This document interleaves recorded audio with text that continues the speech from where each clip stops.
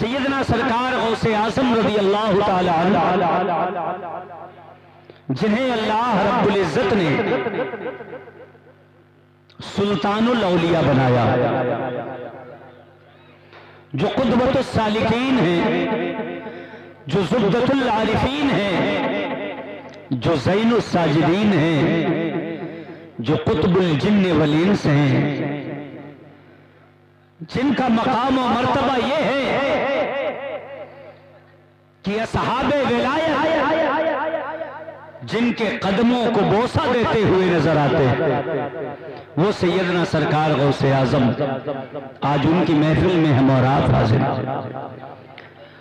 اور بہت بڑی مسرت کی بات ہے کہ اسی غوث اعظم کی اولاد میں نجیب الطرفین سید، جن کی ننیحال ماریرا شریف ہے، جن کی ددیحال بلگرام شریف ہے، پیر طریقت رہبر راہ شریعت،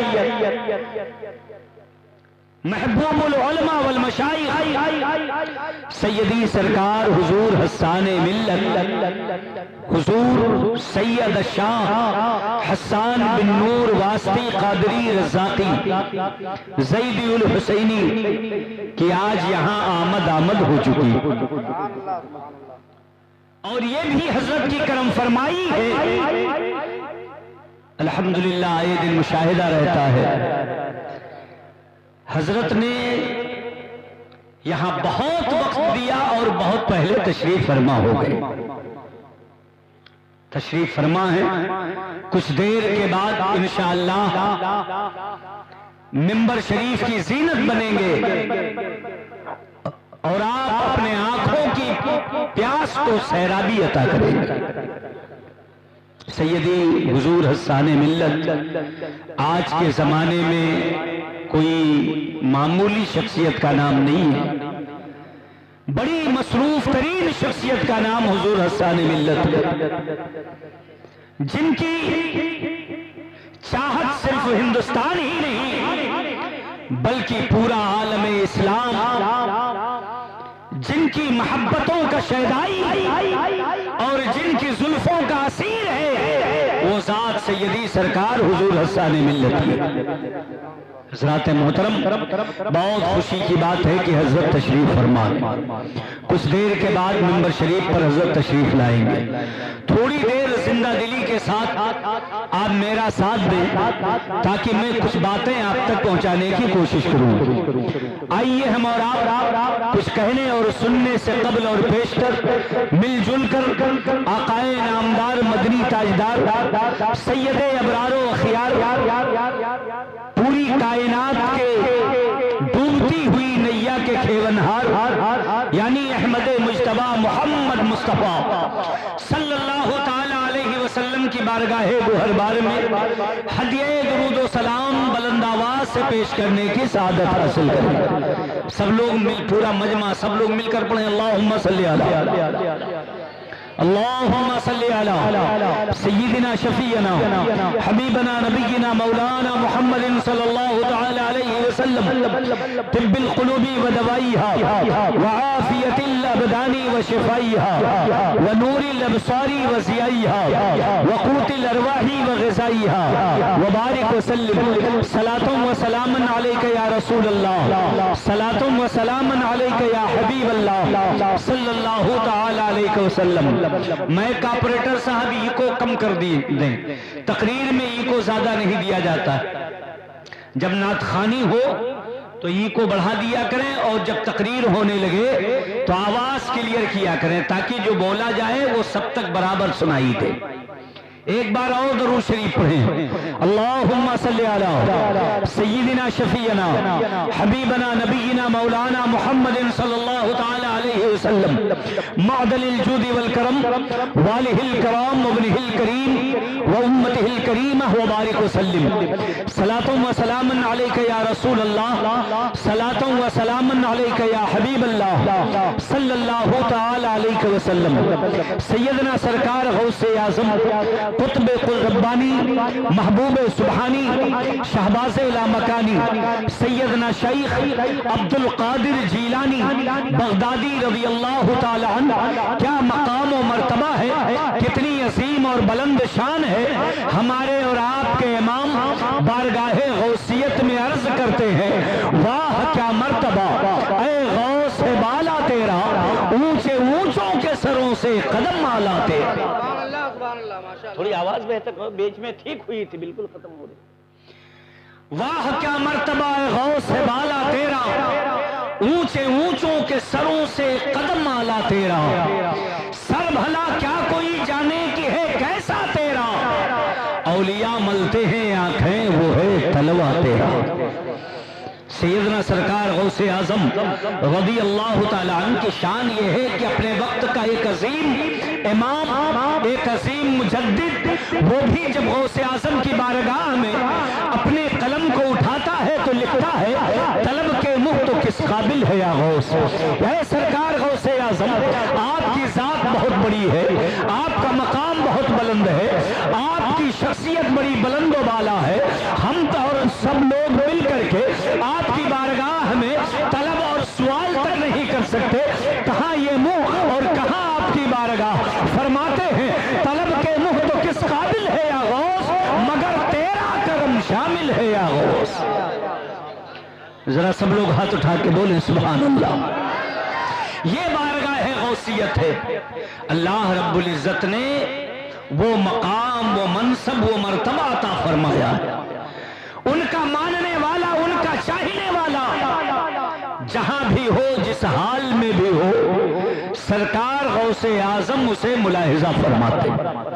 آپ ارشاد فرماتے ہیں، لو کان مریدی فی المشرق وانا فی المغرب لو نادى باسم فی کربۃ لافرجتها۔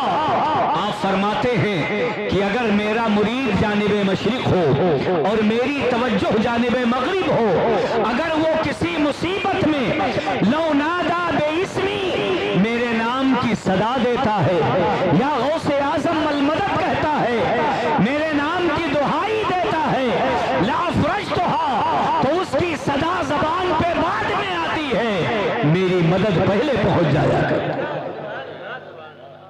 آپ لوگوں نے سنا تو ذرا سب لوگ ہاتھ اٹھا کے بولو سبحان اللہ۔ اللہ کا شکر ہے ہم غوث اعظم کے نام لیوا ہیں، غوث اعظم کا دامن کرم ہمارے ہاتھ میں ہے، اور آج بھی غوث اعظم کی آل و اولاد ہمارے درمیان موجود ہیں۔ ان کے ہاتھوں پر ہاتھ دے کر کے ہم غوث اعظم کا قادری سلسلہ پا جاتے ہیں، یہ اللہ کا شکر ہے۔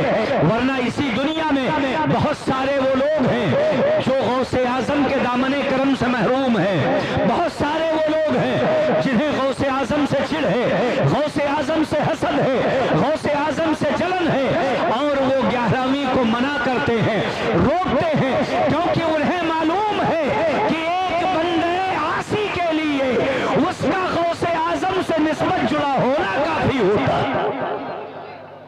ہمارے اور آپ کے لیے یہ بہت بڑی سعادت ہے کہ ہمارا اور آپ کا تعلق، ہماری نسبت غوث اعظم سے جڑی ہے، اس لیے کہ جو غوث اعظم کی 11ویں والا ہوتا ہے وہ گمراہ نہیں ہوتا، وہ بھٹکتا نہیں ہے، وہ بہکتا نہیں ہے، اس کے ایمان و عقیدے میں خرابی نہیں آتی ہے۔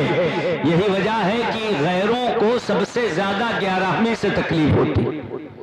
آئے دن وہ ماحول بنانے کی کوشش کرتے ہیں، لوگوں کو ورغلانے کی کوشش کرتے ہیں، ہمارا اور آپ کا ذہن بانٹنے کی کوشش کرتے ہیں، اور کہتے ہیں کہ 11ویں نہ منایا کرو، 11ویں منانا حرام بتاتے ہیں، 11ویں کو ناجائز بتاتے ہیں، بلکہ 11ویں کے گوشت کو کھانا حرام قرار دیتے ہیں۔ حضرات محترم، ایسے لوگ بھی اس دنیا میں پائے جاتے ہیں، اسی لیے میں آپ کو آگاہ کرنا چاہتا ہوں، آپ کو متنبہ کرنا چاہتا ہوں کہ اگر ایسے لوگ تمہارے درمیان آ جائیں تو آپ ان سے اپنا دامن بچا لیجئے، اور کسی بھی حال میں غوث اعظم کا دامن ہاتھوں سے نہ چھوٹنے پائے، غوث اعظم کا دامن نہ چھوڑیں، بلکہ اعلیٰ حضرت کی زبان میں یہ دعا کرتے رہا کریں، قادری کر، قادری رکھ، قادریوں میں اٹھا، قدر عبدالقادری قدرت نما کے واسطے۔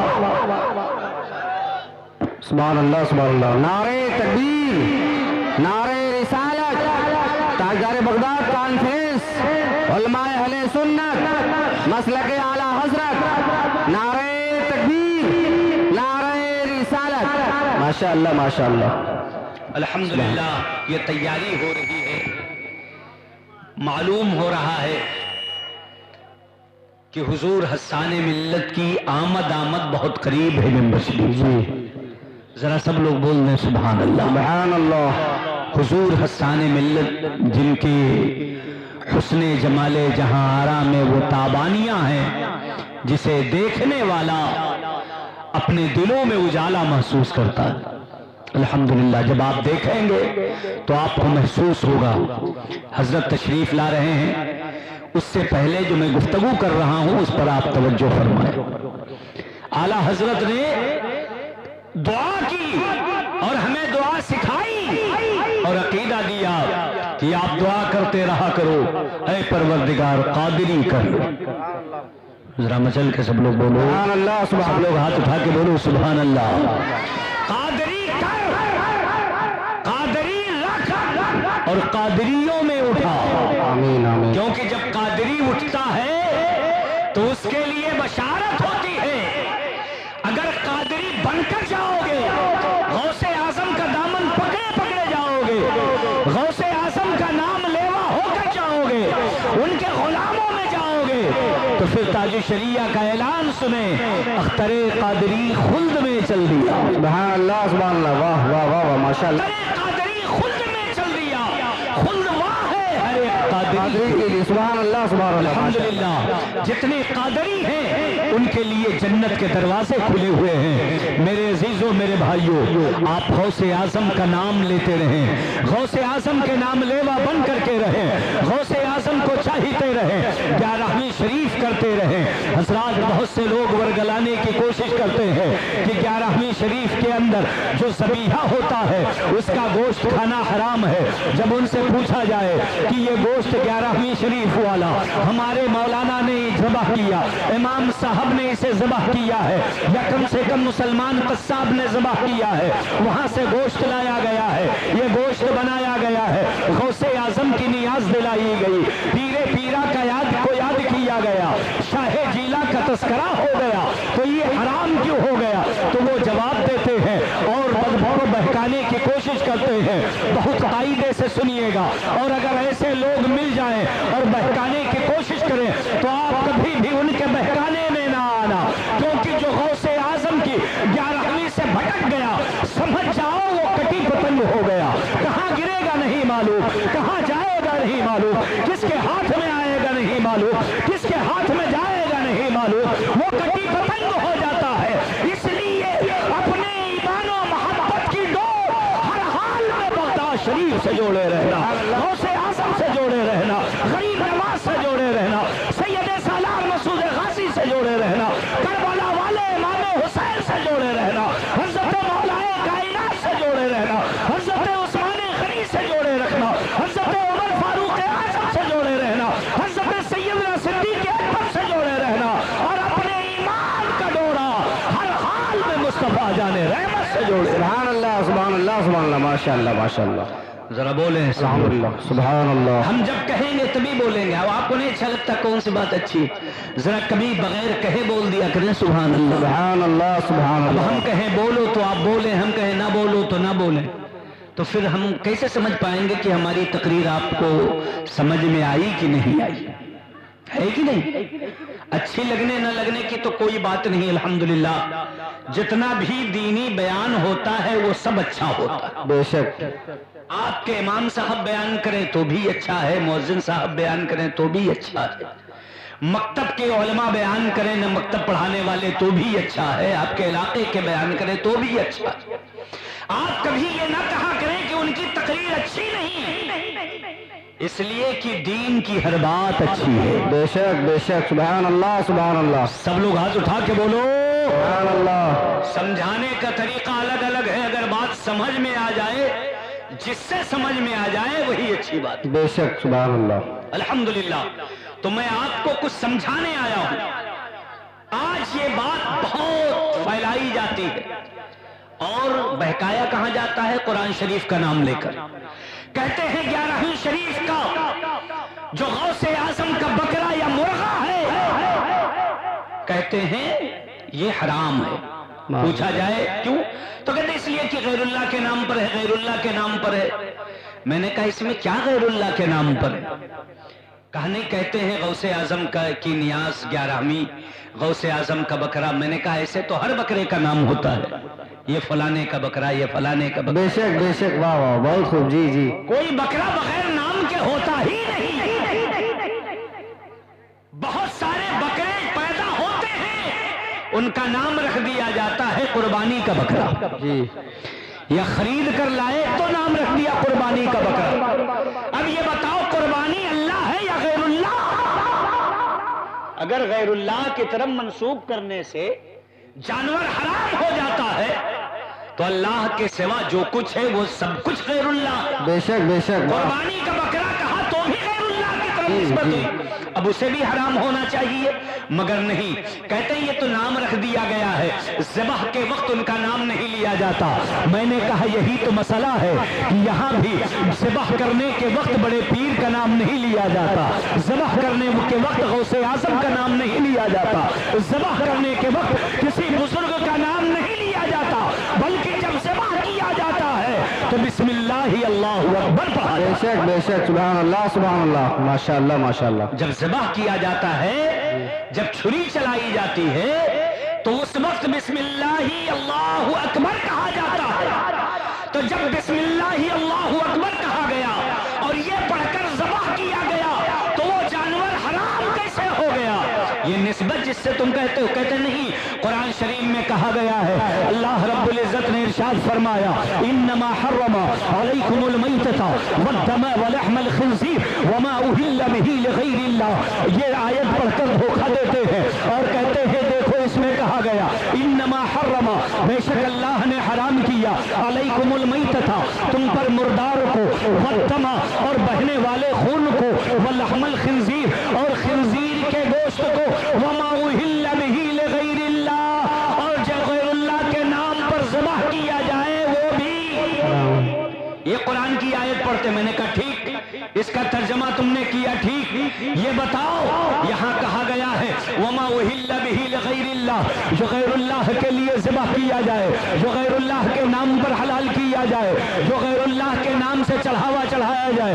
یہ کہتے ہیں کہ یہ یہاں پر یہ جو تھے زمانے جاہلیت کے لوگ، یہ بھی کوئی نام نہیں لیتے تھے، بس ایسے ہی بلی دے دیا کرتے تھے۔ کس کا پیسہ بہنی؟ نہیں نہیں، میرا کیسے ہے؟ تم نہ دو، رکھ لو اپنے پاس، رکھ لو رکھ لو، آپ بھی رکھ لو اپنے پاس رکھ لو۔ چھوٹے بچوں کو اختیار نہیں ہوتا کسی کو پیسہ دینے کا، یہ جب تک بالغ نہیں ہیں یہ اپنے پیسے کے بھی مالک نہیں، سمجھے کہ نہیں؟ اس لیے ان کو کبھی کام میں اگر استعمال کرو تو ان کو پیسہ دے دو، ماں باپ کے لیے اجازت ہے، استاذ اور شیخ کے لیے اجازت ہے، باقی حضرات تو اگر یہ بچے اپنے مال کے خود مالک نہیں جب تک بالغ نہ ہو جائیں، ورنہ پتہ چلے عقل پختہ ہوتی نہیں ہے، نادانی ہے، ان کو مال دے دیا جائے تو یہ سب جدھر جائیں گے دے دیں گے، پھر ان کو ہم بڑے ہو جاتے ہیں تو اتنے حریص ہوتے کہ زکوٰۃ نہیں نکالی جاتی، جی جی، جب سمجھدار ہو جاتے تو جو بالغ ہے وہ اپنے مال کا مالک ہے۔ ان کا اگر پرسنل مال ہے، ایک مسئلہ آپ کہیے تو بتا دوں، جی جی، بتا دوں، ارشاد، سنیں گے آپ لوگ؟ جی، ہاتھ اٹھا کے بولیں سبحان اللہ۔ سبحان اللہ۔ بچے جو ہیں یہ اپنے مال کے مالک ہوتے ہیں مگر ان کو اختیار نہیں ہوتا خرچ کرنے کا، یہ زکوٰۃ نکالیں، یہ کسی کی مدد کریں، ان کے اوپر حکم نہیں ہے، احکام شرع کے مکلف نہیں ہوتے۔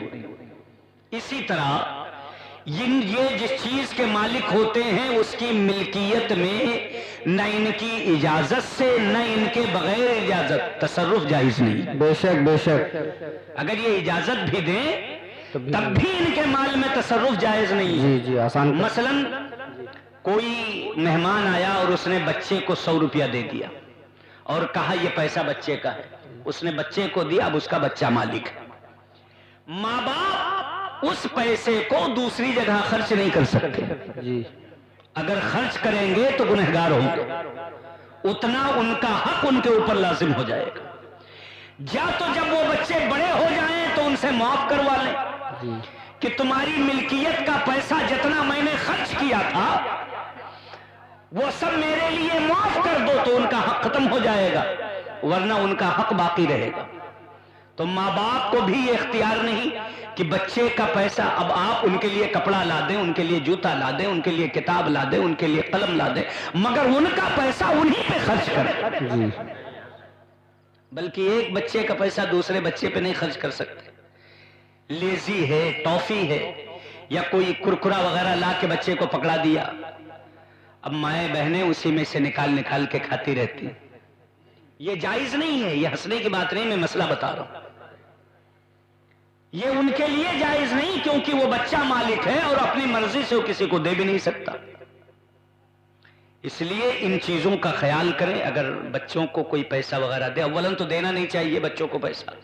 رشتہ داروں کی محبت یہ ہے کہ ان کے لیے سامان لا کر کے دیں، اور سامان بھی لا کے گھر میں دیں، یہ کہہ کر کے کہ گھر کے لیے لایا ہوں، تاکہ سب کا کھانا جائز ہو جائے۔ یہ نہ کہیں کہ میں 1 کلو سیب میں نے سوچا بھیا کے لیے لیتے جائیں، اب وہ بھیا ہی مالک ہو گیا تو کوئی دوسرا نہیں کھا سکتا۔ تو یہ چھوٹے بچے چونکہ ناسمجھ ہوتے، انہیں کیا معلوم کیا صحیح ہے کیا غلط ہے، کس کے کھانے میں فائدہ ہے کس کے کھانے میں نقصان ہے، کیا لینے میں فائدہ ہے کیا لینے میں نقصان ہے۔ ان کے ہاتھ میں پیسہ آئے گا تو یہ غلط چیزیں خریدیں گے، بازار اور مارکیٹ میں جو چیزیں نقصان دہ بک رہی ہیں یہ خرید کر کے کھانے لگیں گے، ان کی عادت بگڑ جائے گی۔ اس لیے بچوں کے ہاتھ میں زیادہ پیسے نہ دیا کریں، ان کی ضرورت کی چیزیں لا کر کے دیا کریں۔ میرے عزیزو، یہ تو خیر نابالغ بچوں کی بات ہے، ہمارا نوجوان آج یہ شعور اس کے اندر نہیں ہے کہ کیا کھانے سے ہمارا فائدہ ہے، کیا کھانے سے ہمارا نقصان ہے، کیا کرنے سے فائدہ ہے، کیا کرنے سے نقصان ہے۔ آج بڑا طبقہ ہمارے نوجوانوں کا شراب پیتا ہوا نظر آتا ہے معاذ اللہ، اور طرح طرح کے نشے بازی کرتا ہوا نظر آتا ہے، کوئی گانجا پیتا ہے، کوئی بھانگ کی گولیاں کھاتا ہے، طرح طرح کی اشیاء بھانگ ملی ہوئی مارکیٹ میں دستیاب ہوتی ہے، نوجوان کھا کر اپنی صحت بگاڑتے رہتے ہیں۔